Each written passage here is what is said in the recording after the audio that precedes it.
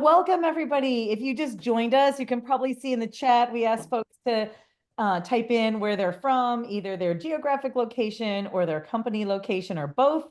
It's really wonderful to see everybody. We know that we've got up and down the East Coast covered and all the way over to Texas already. So welcome, I guess, to the entire nation. So my name is Kim McCormick, and I'm a volunteer member of the Boston Club. And we are so excited to bring this wonderful webinar to you. The Boston Club is a group that works with organizations and individuals to help elevate women in their role and in the role they play in society. And you'll notice that not everyone physically here today is a female or identifies as a female. That's because that in order to do this, it takes a village, right? And so we appreciate everyone who's part and parcel to our mission and what we do. We've been around for a very, very, very long time. And if you haven't seen or understood what we do in the world, I'm going to put the link, thebostonclub.com. It's a pretty easy thing to remember. And you can check it out on your own time. Oops, maybe I can't do that. Veronica, I'm going to ask you to do that. I could only seem to be able to do it by person for some reason. Anyway, but we are absolutely thrilled to do this. The nonprofit community group is one of the committees that the Boston Club hosts. And as that, my partner Josna and I, who's also on today, thank you, Josna, run a group of women who are focused on, okay, how can we help people who are working with or in or thinking about or just curious about nonprofit organizations to be better leaders. And so we thought actually back in the summer, it'd be a wonderful thing to break down, what really is a strategy session? How can we really use it? People talk about it all the time. And for those of you who are involved in nonprofits, sometimes there's retreats and we go do this work, which is wonderful. But let's kind of get to the nitty gritty of what it really means and what we can do. And as it turns out, we're having a moment in time when we're all sort of wondering, how does that play into all of the things that we're doing to keep our house upright and to keep serving those that we're serving? So this is a wonderful moment in time, and wow, we are so thrilled about the panelists that we have today. So I'm going to hand it right over to Nanette very, very soon here, and she's going to introduce the rest of the panel. But just the way that the morning is going to run, Nanette's going to run us through a couple of questions for our panelists, really, really great gold nuggets. So get your pens or your keyboard typing fingers out. You'll want to take some great notes. We are going to be recording this. I'm not sure when it will be online, but it will be available to Boston Club members. About an hour from now, we're going to open up to Q&A. So as you go through this moment, start thinking about questions. And if we don't get to your question, we can certainly follow up in other ways, but there will be opportunities to obviously to write in questions. And if you need to leave in an hour, great. And if you can stay on for another half an hour, listen to some good conversation, that's wonderful too. So Nanette is joining us. Her bio is amazing. You can all see it. I know that there was a link to it in the things that we have done, but she is the founder of Effect Collective. And they really are the one-stop shop for all things as you think about strategy and training and how do we kind of get through the day with what we're doing and how we're doing it. Her peers suggest and write up on regular basis that she is highly engaging, and I can confirm that having worked with you so far, Nanette. She's practical, she's incredibly thoughtful and brilliant in her approach, and she is deeply engaged in the way nonprofits are getting through their day. So we are very, very fortunate, Nanette, that you have joined us and put your mind and thoughts into how we're going to unpack a little bit of strategy at this moment in time. So thank you so much, and I'm going to head it right off to you. Thank you so much, Kim. This is fabulous into the Boston Club. Good morning. As you heard, I am Nanette Friedman, and I'm thrilled to welcome you to talk about one of my favorite topics, strategic planning. If you want to be my friend, because that's one of my favorite topics, please contact me separately, and we'll talk about my need for more friends since that's my hobby. Strategic planning is one of the most powerful tools a nonprofit can use to clarify its mission and vision, align people and resources, and drive meaningful impact. It forces us to answer based on the current understanding of how we're operating and the environment. Are we doing the right things? How can we best use our resources to achieve our mission? And it forces us to be intentional about our priorities. As we all know, the landscape we operate in is constantly shifting, whether it's funding or public policy, community needs, or board expectation. That's why planning today must be dynamic, inclusive, and adaptable. When I started as a consultant, we did 10-year strategic plans. You couldn't pay me to do a 10-year strategic plan today. Since COVID, the new normal has been solidified for shorter plans and less stuffy processes and more rolling, nimble, strategic thinking. As President Eisenhower wisely said, plans are nothing, planning is everything. It's not about the binder on the shelf with your beautiful strategic plan. It's about the clarity you build, the voices you bring together, and the shared direction that enables your organization to move forward with purpose. In my work with organizations, from tiny small startups to global institutions, I've seen firsthand that there's no one size fits all. Some groups need a bold pivot, and others just need to stabilize, while some are slowly evolving. Planning must be customized to your organization's stage, culture, and aspirations. Today's panel reflects a diverse set of perspectives: CEO, board chair, and board member. You'll hear real stories, practical lessons, and candid reflections about what makes strategic planning successful and how to avoid some common pitfalls. So let's meet our panelist, Jarrell Cox, CEO of United South End Settlements. He is one of Boston's most historic and impactful nonprofits. He leads one of Boston's most historic and impactful nonprofits, focused on disrupting the cycle of poverty for children and families.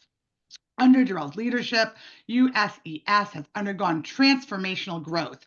He brings practical wisdom about what it takes to lead a planning process, from building vision and trust to aligning operations with strategy. Carmen Duarte, did I say it right? Oh, phew. Okay, good. Thank you. Is the board chair of United South End Settlements. Carmen blends corporate and nonprofit leadership and most recently led DEI and social impact efforts at Intact Insurance. As board chair, she's been instrumental in guiding USES through big picture decisions. Carmen offers sharp insight into the board's evolving role in strategic planning, measurement, and adaptive leadership. Pam Murray. Pam is a board member with Empath. Pam is a seasoned leader who's worked across finance, philanthropy, and nonprofits. She played a pivotal role in the merger that formed Empath, a national leader in economic mobility. Pam brings deep expertise in governance and strategy and a front row view of how planning can shape complex change. We are so lucky. I hope you popped your popcorn, toasted your bagel, and poured your coffee, because we are going to dig right in. Are we ready, my panel? Let's do it. Ready. All right. Jarrell, if it's okay, I'm going to start with you. Can you tell us when your most recent strategic planning process was? What was the biggest challenge, the biggest benefit that you experienced from that process as CEO? Yes, absolutely. Good morning, everyone, and thank you for the question, and thank you for allowing me to be here. Our strategic plan, we just started a strategic plan 1.5 years ago. And we just completed that strategic planning process around 5 months ago and are in the implementation phase and building our external communications.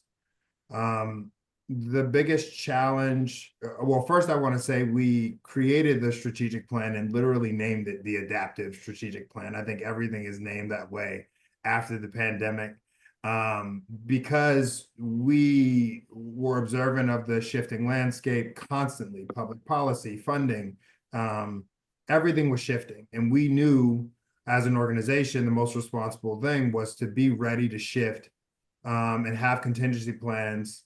And by doing that, that strengthened the strategic planning process. But at the same time, our biggest challenge was there's no certainty. You can't sit still in a plan because you're constantly planning and shifting. And there have been significant political and financial changes to the landscape that are completely outside of your control, which means you're constantly reassessing. So that can cause some fatigue. So as a CEO, I've had to make sure that I'm building my team and building in space for them to be frustrated, for us to learn.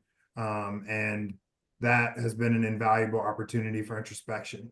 So that's what I would say. Wonderful. Thank you. Just one follow-up. How long did that process take?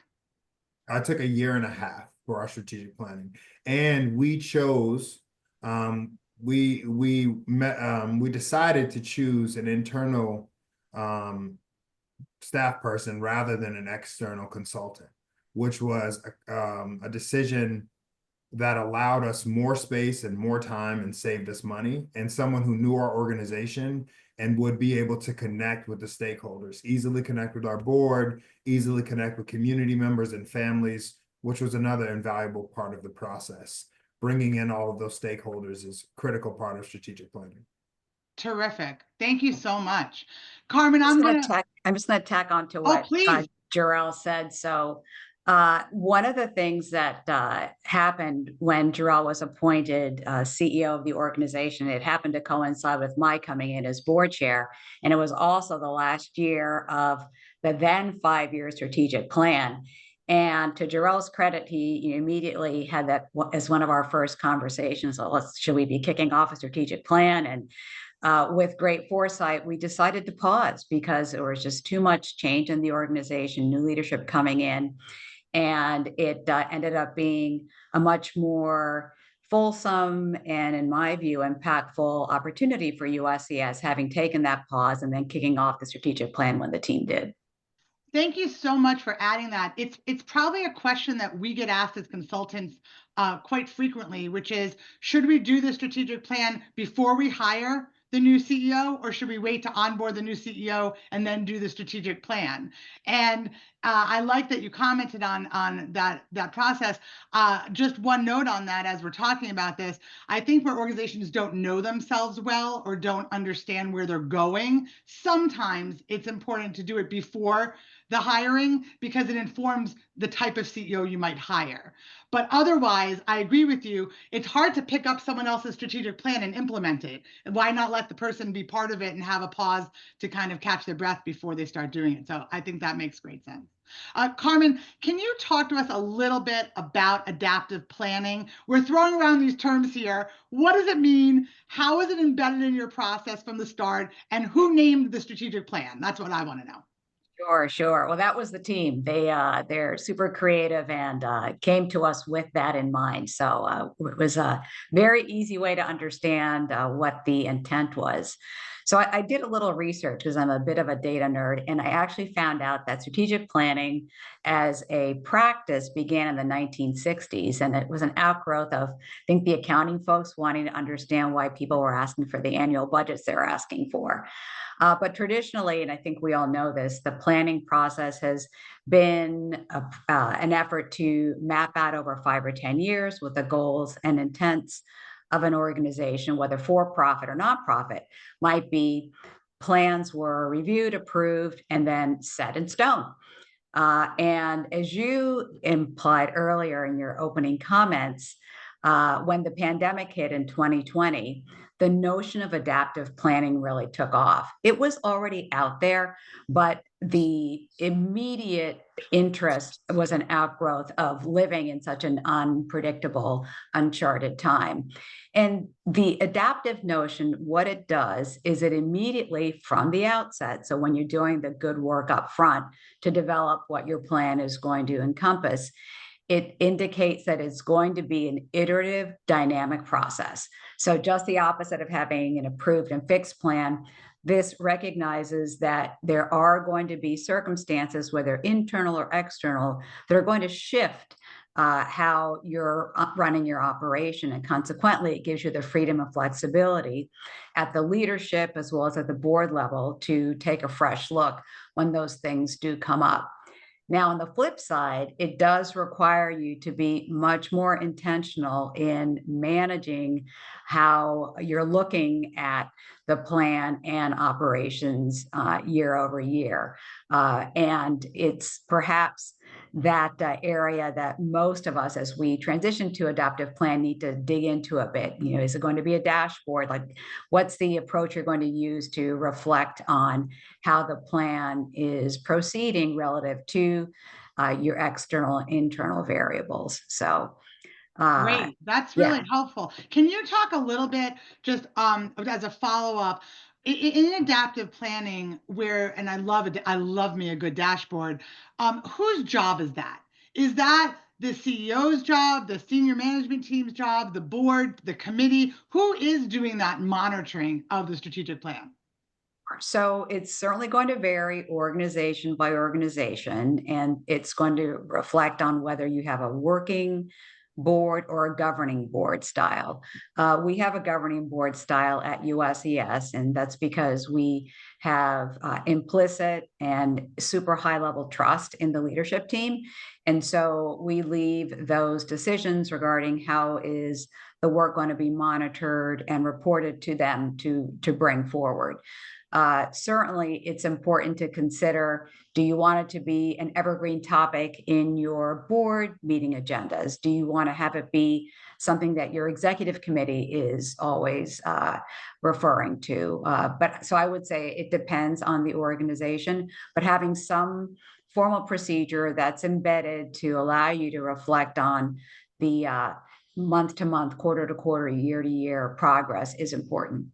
Thank you so much. Yeah, one thing I'll note is that organizations used to report to the board about their strategic plan like once a year, maybe twice a year.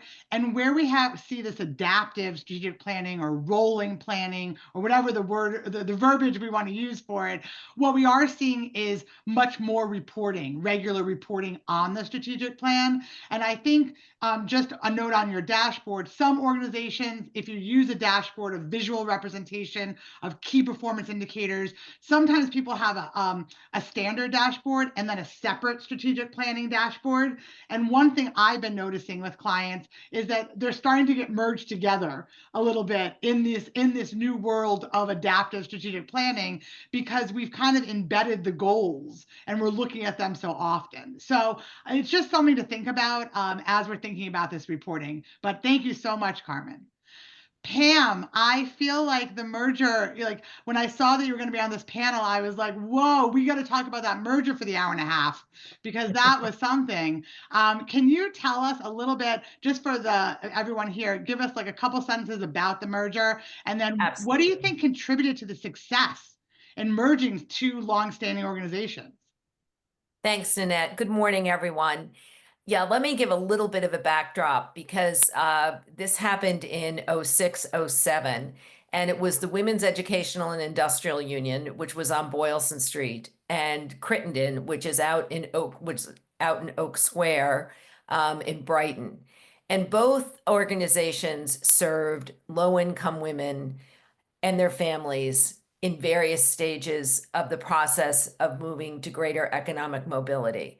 The Crittenden was traditionally known as a home for unwed mothers and pivoted in the 80s and 90s to GED and a large shelter program.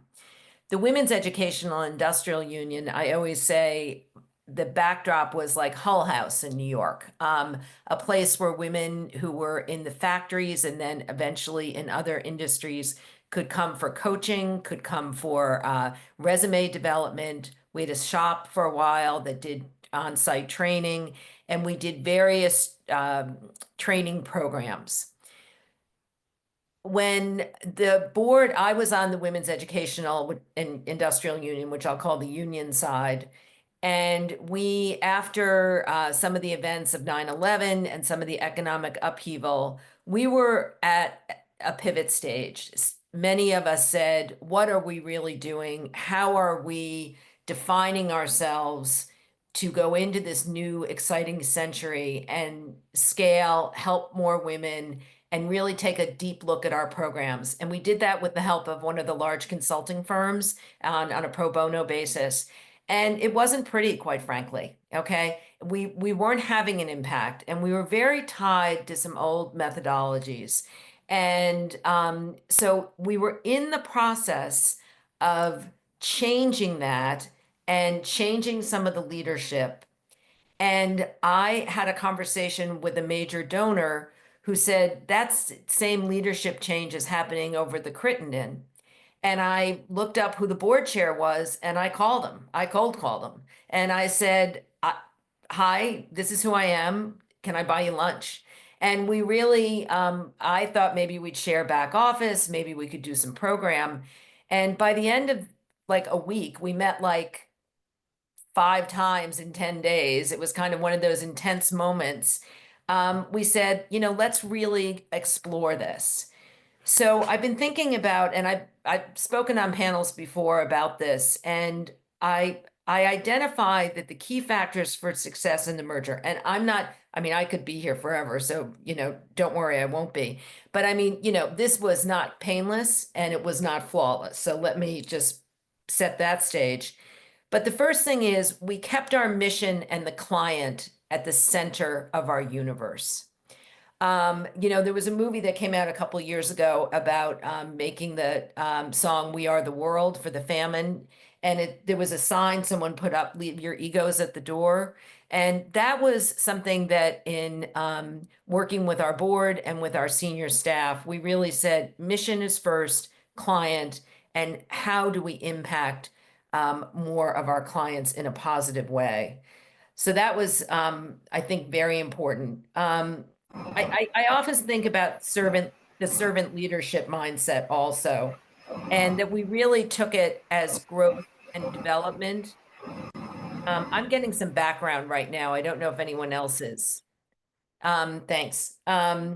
So we looked at it from a growth and development and a collaboration and teamwork standpoint. And so we built every meeting around that. We did use an outside consultant for a while, and then we took it over ourselves. And that worked well. But I mean, I think that's a model that needs to shift depending on what you do. And then we hired a new CEO, Dr. Elizabeth Babcock, Beth Babcock, who some of you may know. Amazing. One follow-up to that. That's all, I mean, having been involved in lots of mergers and collaborations over the years, Yeah. when you say, disclaimer, this wasn't, for the faint at heart, I totally felt that in my body, what that meant.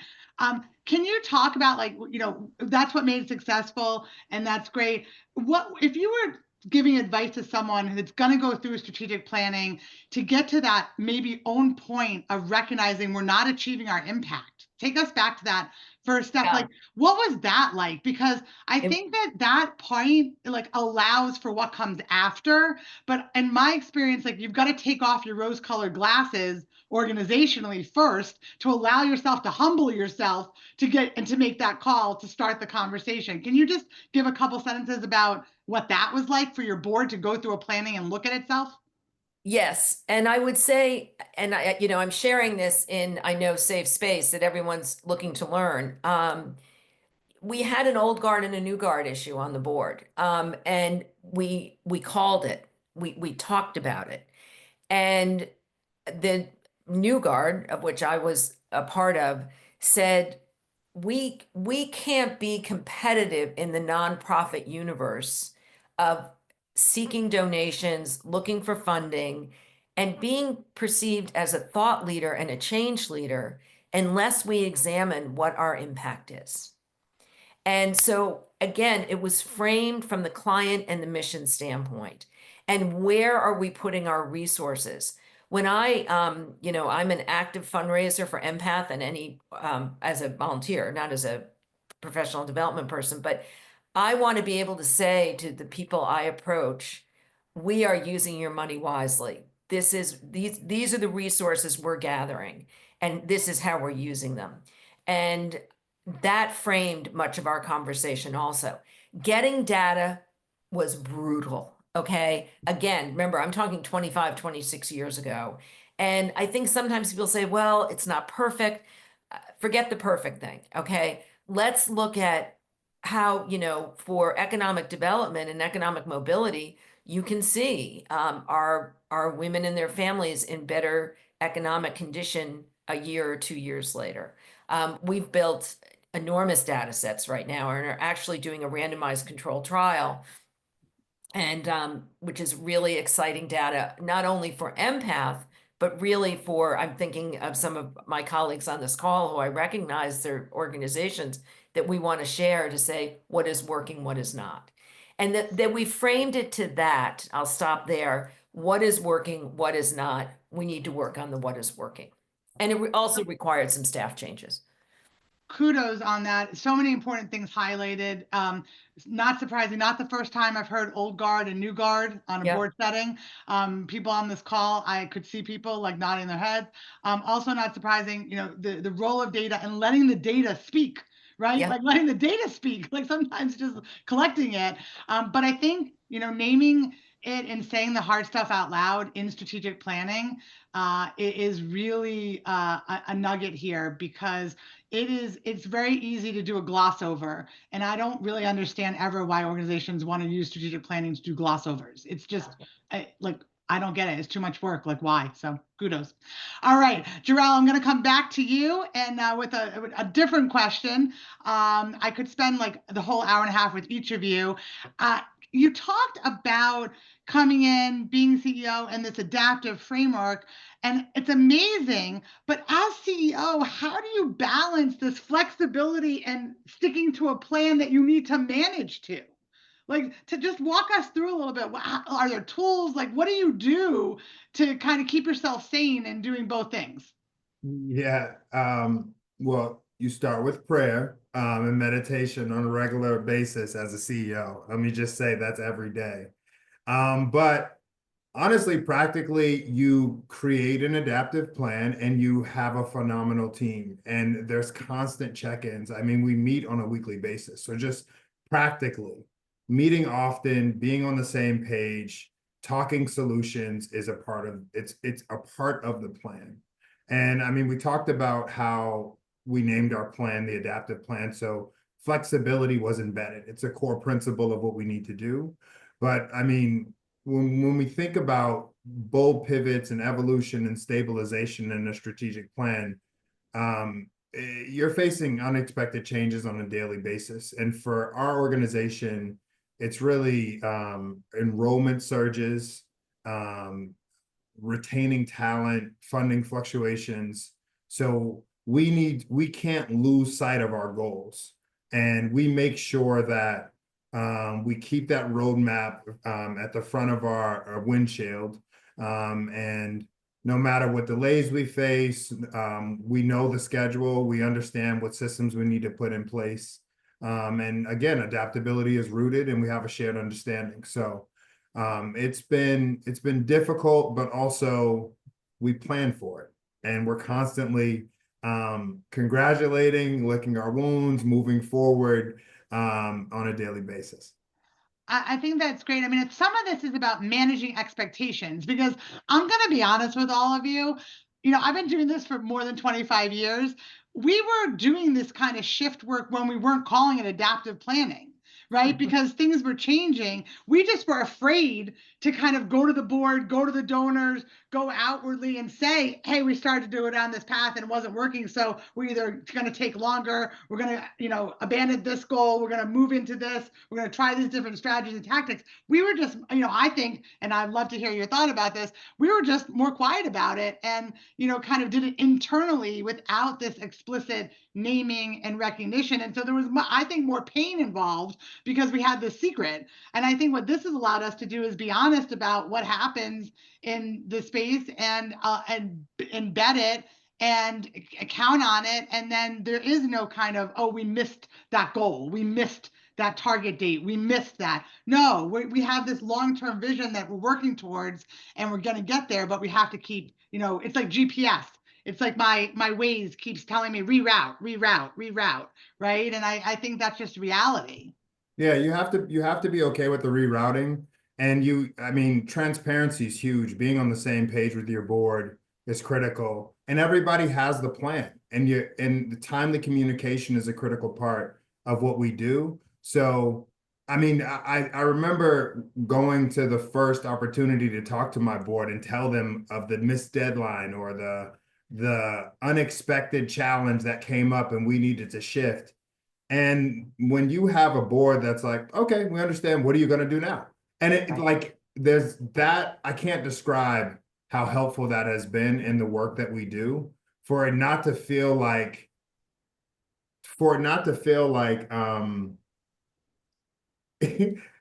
you failed, to be honest with you. Like, you actually feel like, okay, totally see how that happened. What's next? How can we be helpful? So I would say to any CEO out there, surround yourself with a board like that. And for board members, remember that when you're approaching problems like you're not a part of the team and the solution, then you're a part of the problem. So you must approach it like, how can we, what do we need to do to make Right. this right?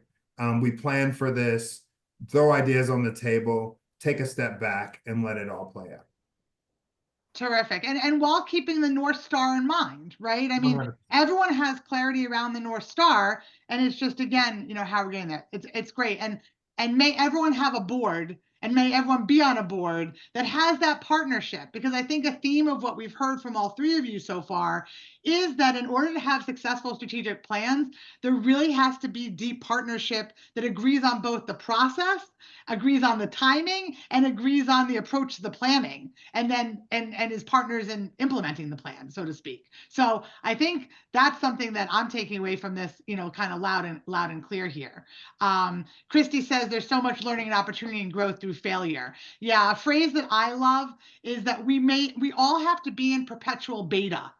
When you get your phone and it has its operating system and it's like 1.0, 1.1, 2.0, 2.3, 3.1, I never hope that it's not going to keep asking me if I want an update, because it means the phone's getting better and smarter, because God knows I need to spend more time on my phone. But what I want to say to all of us is that, like, the tech world has built in this concept of perpetual beta. We're always getting better. We're always iterating. We're always improving. You expect there to be an update. You expect there to be an improvement. And I think nonprofits we need to think of ourselves, and all organizations. We're in perpetual beta. We keep evolving and we keep updating and learning new systems and learning new things that cause us to get better. And I think we need to build that into the expectations. So that's great.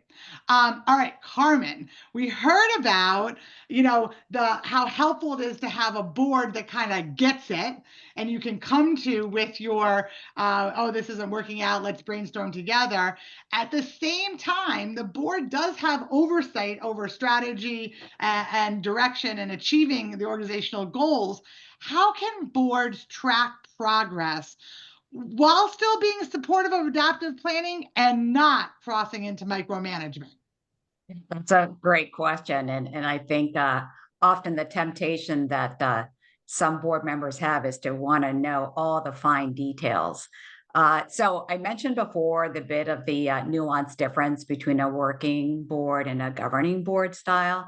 So that's clearly going to drive how deep in the weeds you need to get. And frankly, often working boards exist because the nonprofit staff is so lean.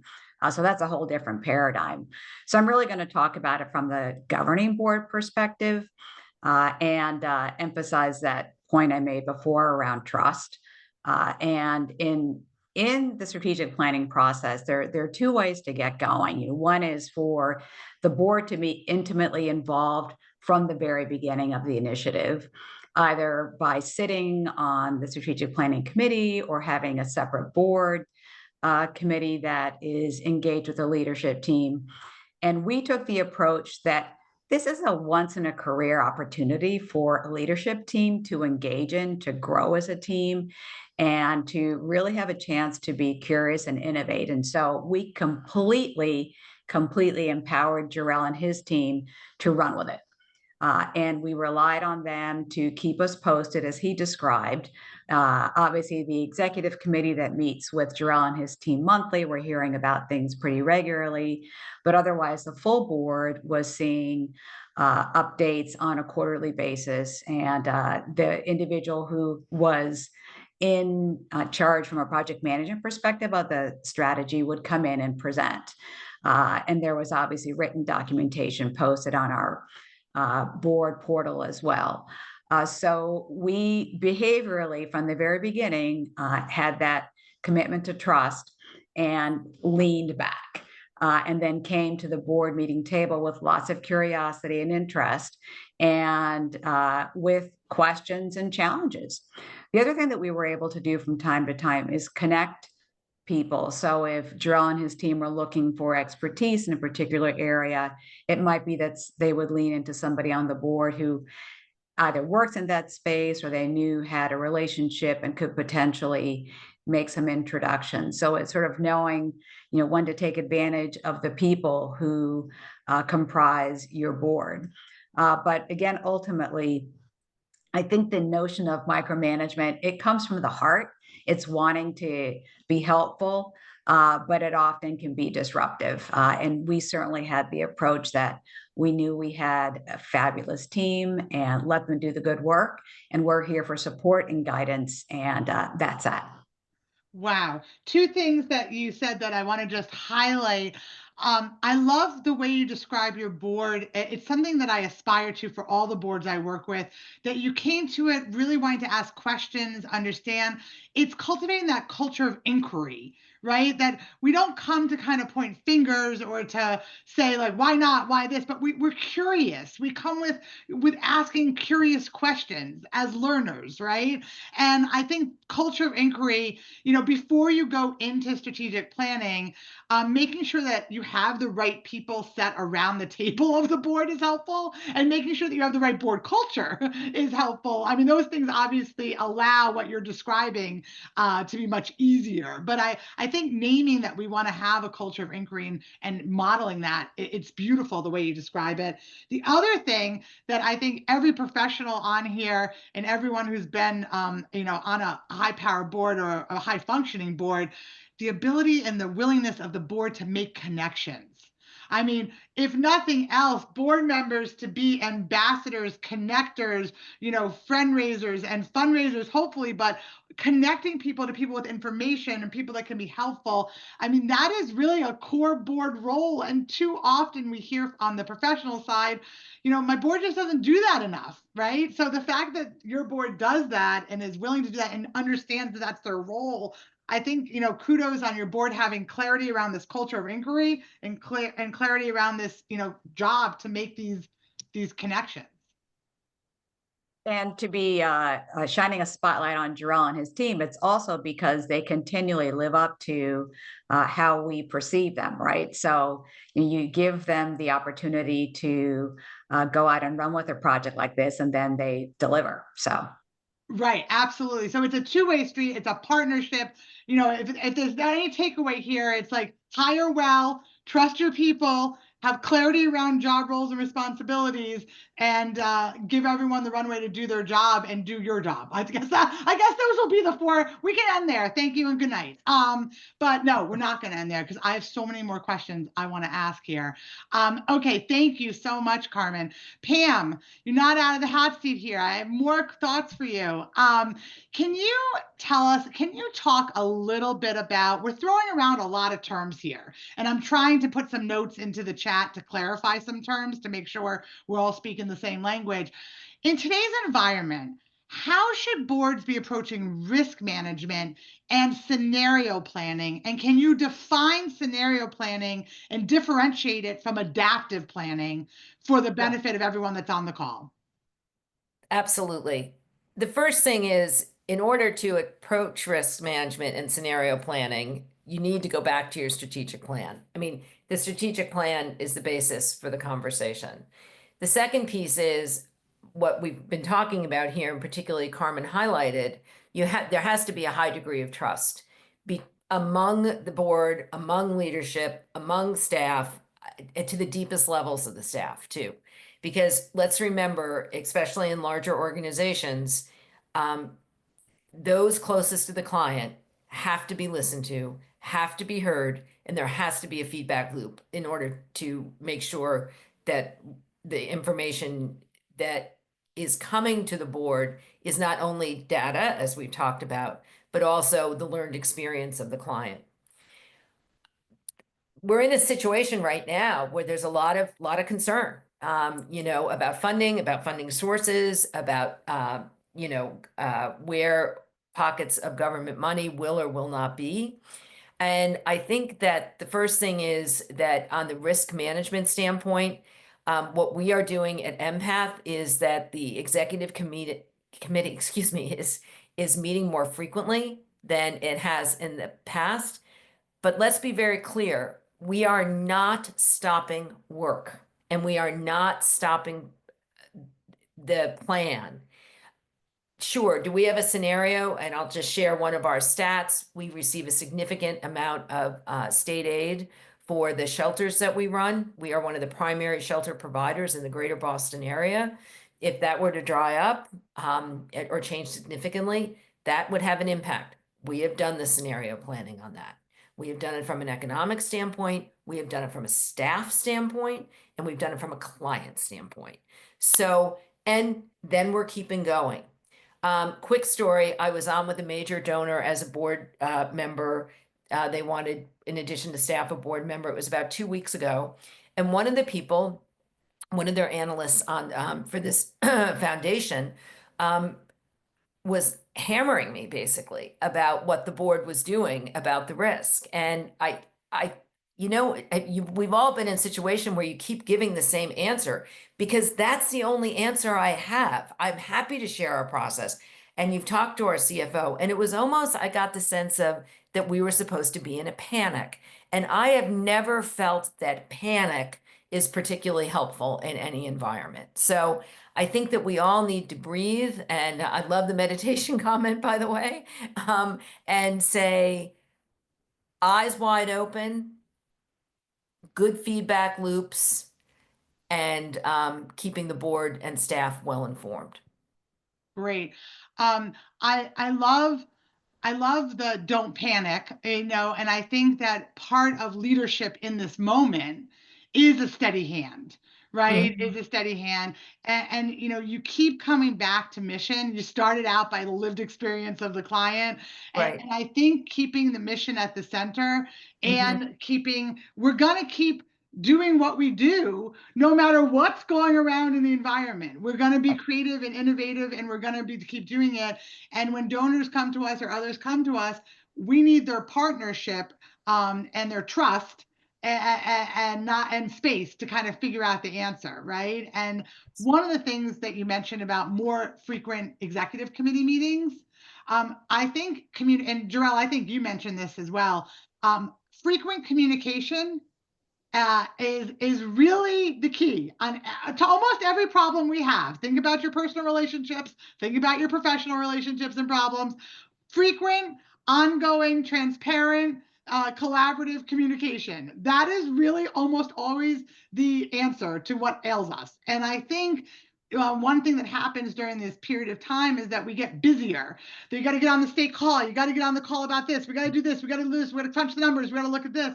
And that is in conflict with let's schedule another meeting. But we've got to schedule the other meeting because we can't lose kind of the communication. And so I would say in these times of uncertainty, you cannot over communicate.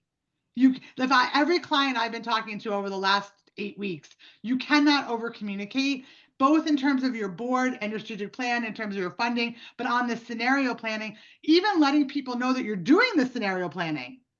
Right? Takes people's temperature down, right? And takes people's anxiety level down. So short of trips to Thailand for everybody, I think that the best thing I can offer you is over communication. Pam, can you say a little bit more when you're doing scenario planning? How deep are you going? Are you putting budgets and plans over there? Tell us what is in the scenario plan itself. Without giving away confidential. No, again, high level of trust of this group. Our information is online. You can see in our budget the degree of which we rely on state funding for the shelter piece. So we went to, the mat. We said, what if it goes away? What happens? And did the scenario planning of we're not going to put women and their families on the street. Okay, that's a core value. So how do we work around that if we have no funding? And so that was the most draconian, obviously. Most of our mobility mentoring, and we have a group called The Exchange, which is hundreds of other not-for-profits that are part of a cohort that we run and share data and share learning, and it's global. That is somewhat self-sufficient from a donor standpoint and from a P&L standpoint. It's part of our P&L. So we segregated those areas that we know we can keep going in the draconian situation.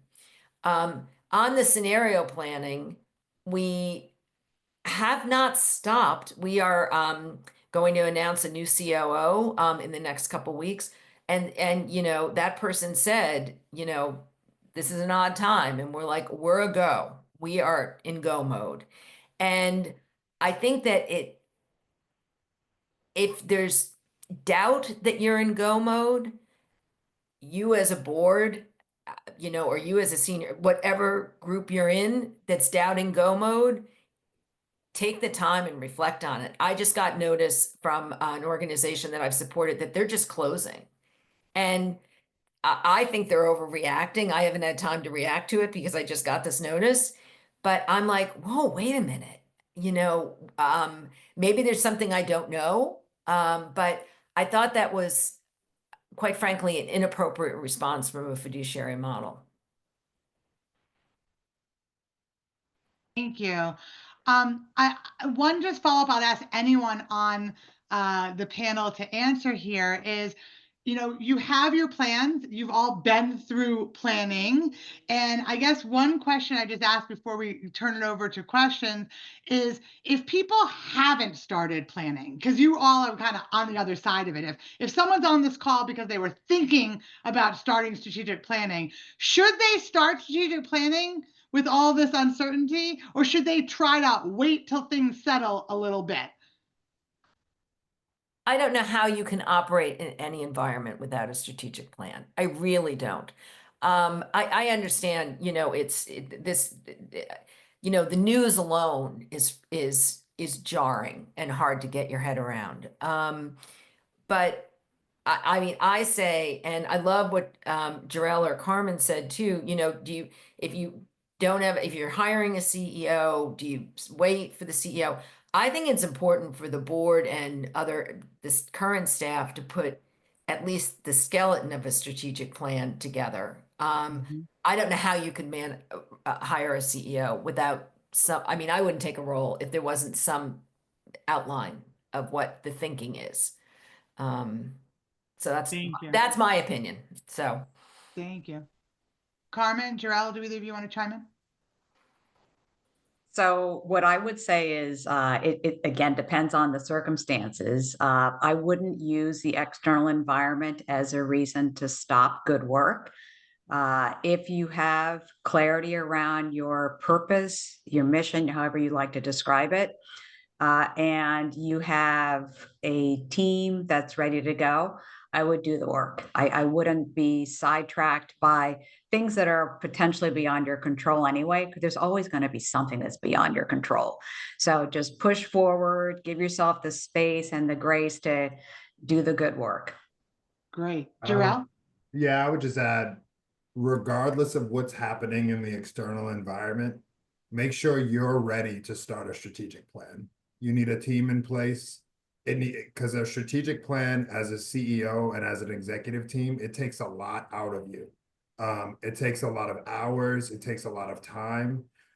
So what I would say is, you can't run an organization right now and not be planning and responding and reacting. But having a clear roadmap of where you're going and systems in place when things fail is critical. So I would say, make sure you have a team in place to handle the effort, because it's a big lift. Great, thank you. And I'll just go back before we go to the questions and say something that I said at the beginning, is that strategic planning, it comes in all shapes and sizes. I mean, we do one-day strategic plans with super small organizations that have working boards and small budgets. And we've been involved in strategic planning that takes 18 months and engages thousands of stakeholders. So strategic planning looks very different depending on your size, stage of organization. And people shouldn't be afraid from customizing and curating a planning process that fits your organizational needs. Because I think what you're all saying is, don't delay planning. It's very helpful for the clarity and the alignment, especially when the road is rocky. But also acknowledge that it is a lot of work, and don't bite off more than you can chew organizationally.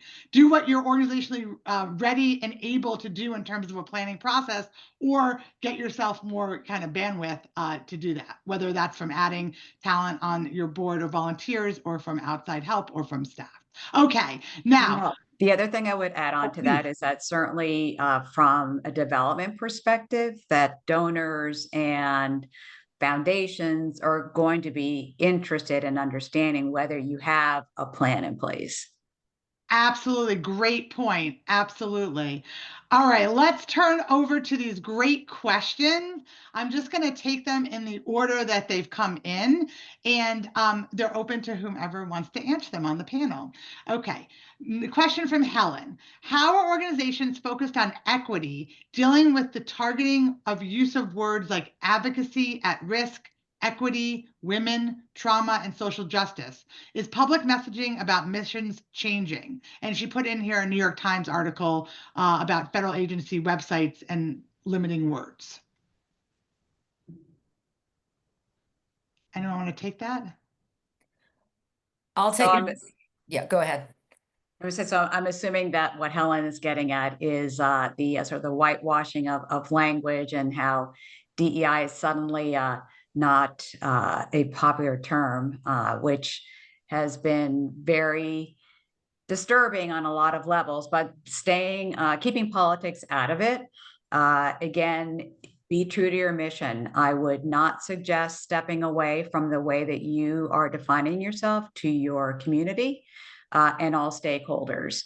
It is something that will keep the vibrancy and purpose of your organization on solid ground, versus just shifting terminology because you think it may impact your funding. I would not counsel necessarily doing that, especially right now when all of the matters that are being brought forward are still tentative. I mean, there's all these executive orders, but what's actually going to be enacted? What's actually going to stick? Where are the courts going to come in? So it's still very unsettled times. I would not shift.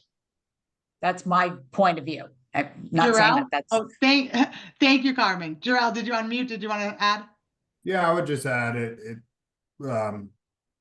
in this community of leadership, it kind of depends on your organization. Like if you're dependent on government funding, you have to be strategic and shift to protect yourself and some of your staff. And then others like us are, we're using this as a call to action. Like we're here for our community. Our work is not shifting. We're very focused on making an impact now, just as we've done for the last 130 years. So you don't have to, it's important to be aware, and it's important to understand how these dynamics impact the work that you're doing. But regardless, meet your mission. Great, thank you. Pam, did you want to add? I agree with everything that's been said. So Great. I need to repeat. Well done. Thank you.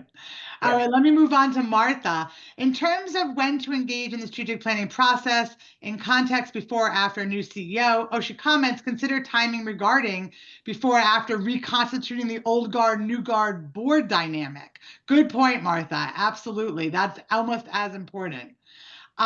Jim asks, so our organization is small and our board would be classified as a working board. How does that change the involvement in the project management roles?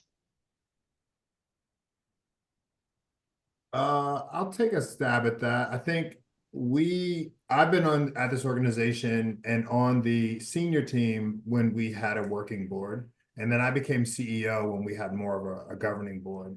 So I was next to the work and very much a part of the process in the strategic plan when board members had a significant role in our process.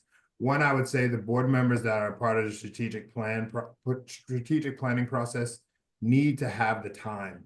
Like, because they are volunteers, they also need to have the time. So make sure whoever's committing has the time. And if they are not meeting their expectations, it's important that you move them out of that role respectfully early. I also would say that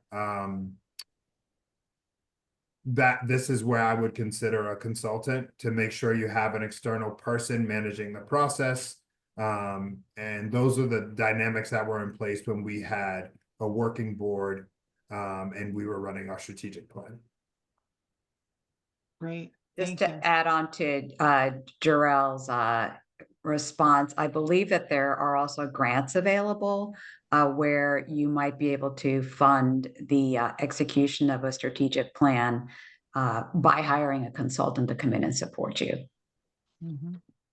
Carmen, you're going to get a lot of follow-up questions. Where are those grants and how do people apply for them and get them? So if you want to, if you want to put any information of any that you know about, you might want to drop that in the chat. The one other thing I would say, just to add, is establishing radical candor and making sure that you have transparency. If you have the board that close to the process, because going back to what Pam was saying, you're analyzing everything and you have to make decisions in a tight time frame.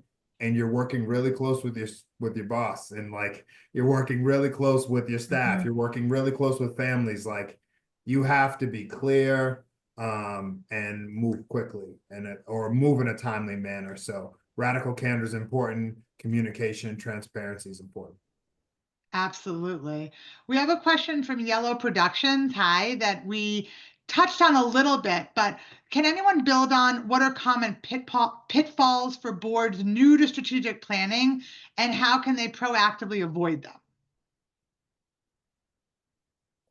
I think that I'll start with that. I think that sometimes I'm talking to you from the New Bedford area in Massachusetts, and I'm on a small nonprofit public art board down here.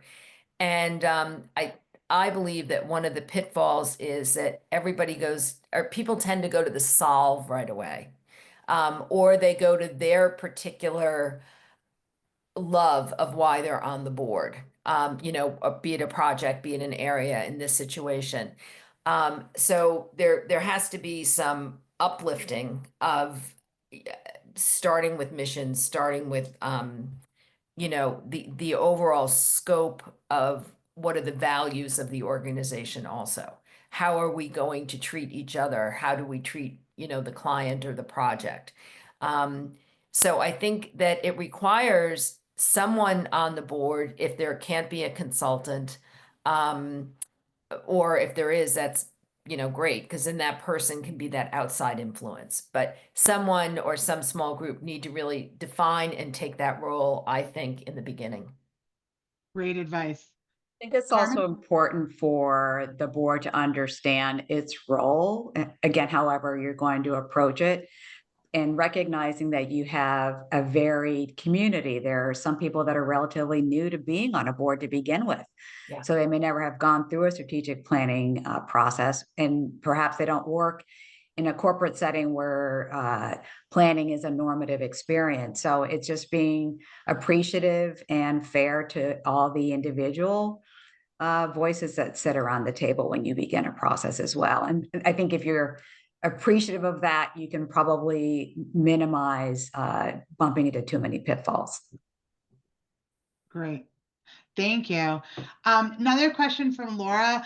As a board of an organization that receives no public funding and relies primarily on donations with some support from grants, it can often feel like financial pressure is steering the ship. How can we ensure our strategic plan doesn't become a response to financial anxiety, but instead reflects a bold and mission-driven vision for the future? And she would like links to grants.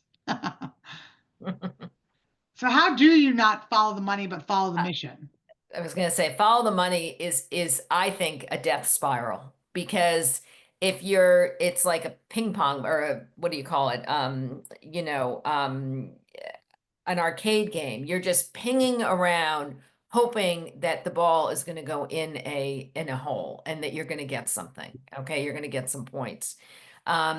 So if that doesn't mean that if there's change needed, I mean, that's the balance. There might need to be change in the programming. There might be change in the way you talk about the programming. Sometimes it can be back to your communication is key, everything. But, when people say, oh, there's money here for that, let's start a program, or that might be good if it's aligned with the mission. But mission drift, and Nanette, I'm sure you see this all the time, is really not a good way to grow or have a successful organization. Yeah, it's not sustainable. I mean, it might be easier to do it in the short term, Yeah, but great long point. term, if that money Yeah. then changes, now you've hired these staff to do a program because there was money, now there's no money, so you're getting rid of that staff and gonna go chase the money somewhere else. It's really bad on staff morale. It's bad for the organization. And I think what happens over time, just to interject on that, is that when you chase the money as opposed to your mission, it attracts a certain type of donor, and it's distasteful or really negative to more experienced donors who say, well, last year you were doing this, but what happened to that, right? So I don't think that it's long-term successful. It's a short-term fix that creates more long-term problems. I would say as a CEO, fundraising is something that gives me, well, it can give you incredible anxiety and incredible stresses to the work that you do. So the person who asked this question, I love this question because going into the process with Carmen's partnership, it was like you constantly have to anchor yourself in strategy. Like you start with the purpose, not the numbers. But the numbers and I guess the numbers and the budgeting and the implementation is a part of it. So fundraising comes in at a certain point, but you're at blue sky, you're at impact, you're at what change are we trying to make here? You're looking through data and analyzing conversations, and you're talking to your community. So as I told my staff, this is way deeper than fundraising right now. This is about purpose and mission and strategy. And if you start there, you'll get to fundraising. But I understand this question, and it's a big part of what you do at all times. But you can't do it effectively without having a clear strategy and mission and clearly being able to articulate your impact.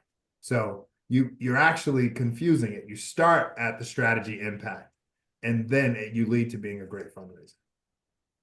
Well said. Well said. I want to get to the next question. Christy asked, how and where do you invite and incorporate the actual voices of families and clients into the strategic planning process? Great question, Christy. Thank you.